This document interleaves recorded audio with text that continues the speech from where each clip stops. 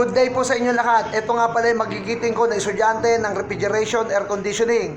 Kami po ay nag-electrical wiring ng kanilang air conditioning unit na window type. So ito po yung isa.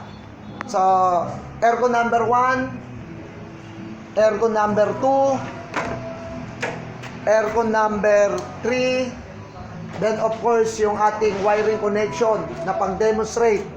Ito naman yung ating aircon number 4 at ito na po yung ating air conditioning number 5. So yung kanilang winiringan. Okay, ready tayo. So fan motor. Okay, kitang-kita po natin na gumagana yung ating fan motor. Ito po yung winiringan ng ating magigiting na estudyante ng refrigeration. Okay, so low cool. Ayun po, gumana na yung ating compressor. Ayan. Ayan po yung ginawa ng aking magigiting na estudyante ng refrigeration air conditioning.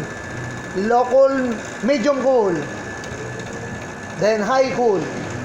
Ayan, so kitang-kita po yung ating fan motor ay tumatakbo at maayos po na nagawa nila yung wiring connection nila sa kanilang pag-a-analyze sa ating refrigeration natin.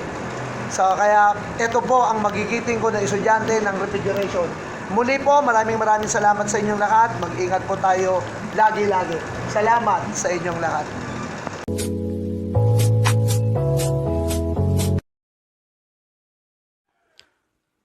Like, share, comment, and subscribe to my channel. Pakipindot na rin po ang notification bell para lagi kayo updated. Thanks for watching.